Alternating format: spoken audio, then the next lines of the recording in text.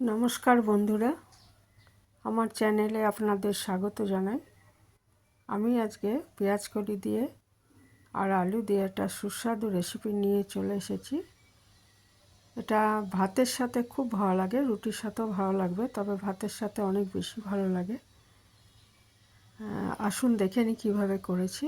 এখানে আমি কিছু পেঁয়াজ কলি নিয়েছি আর আলু নিয়েছি, এই দুটো হচ্ছে মেন। সাথে বেগুন দেওয়া যায় ইচ্ছে করলে, তো আমি শুধু আলু আর পেঁয়াজ কলি দিয়েই করেছি।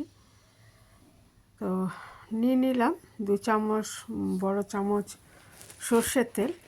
আর এখানে কিন্তু আমার কিছু চিংড়ি মাছ লাগবে। এখানে 400 মতো চিংড়ি মাছ আছে। এই চিংড়ি মাছটা আগে ভালো করে ধুয়ে ছাড়িয়ে ভেজে নিয়েছি। শুধু আলু পেঁয়াজ করেও ভাজা যায়, কিন্তু এই চিংড়ি মাছটা দিলে স্বাদ অনেক গুণ বেড়ে যাবে, আর এটা ভাতের সাথে খুব ভালো লাগে। আর কিছু লাগবে না এটা থাকলে। তো চিংড়ি মাছটা আগে আমি ভেজে নিলাম।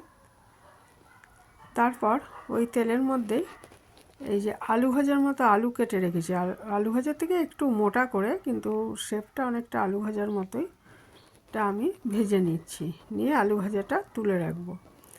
তারপর ওটার মধ্যে আর সামান্য তেল দিয়ে আমি পেঁয়াজ কলি ধুয়ে কেটে রেখেছি, ধুয়ে কাটলে ভালো হয়, সেটা আগে ভালো মতো ভেজে নিলাম।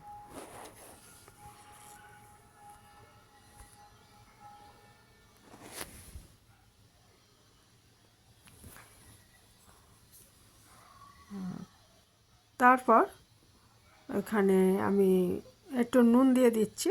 সব ভাজাগুলোর সঙ্গে আলাদা করে অল্প অল্প নুন দিয়েছি, কাজেই সেটা মাথায় রাখতে হবে আমি কি পরিমাণ নুন দিলাম, না হলে নুনটা বেশি হয়ে যাবে। তো অল্প অল্প করে দিয়েছি ওই জন্য।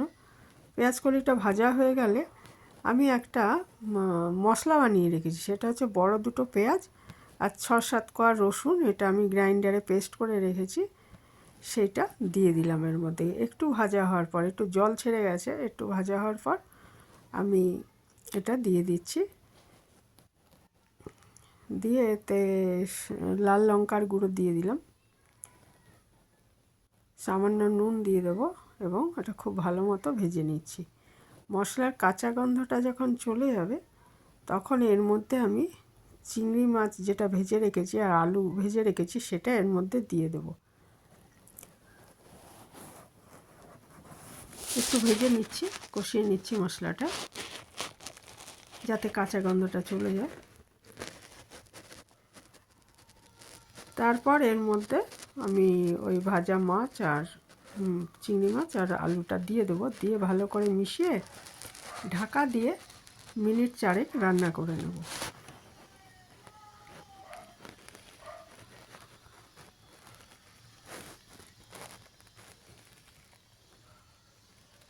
যে আলু ভাজা আর চিংড়ি মাছ ভাজাটা দিয়ে দিচ্ছি এর মধ্যে, দিয়ে খুব ভালো মতো মিশিয়ে নিচ্ছি।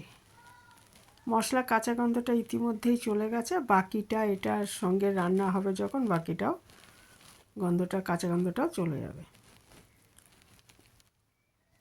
এটা ভালো করে আমি চিংড়ি মাছ তো খুব বেশি ভাজিনি, কারণ বেশি ভাজলে টায়ার হয়ে যায়, তো মাছটাও সেদ্ধ হতে হবে। এই জন্য এটা ভালো করে মিশিয়ে একটু আমি ঢাকা দিয়ে মিডিয়াম আঁচে রান্না করছি, তাহলে এটার থেকে একটু জল ছেড়ে যাবে এবং চিংড়ি মাছ আলু সব সেদ্ধ হয়ে যাবে।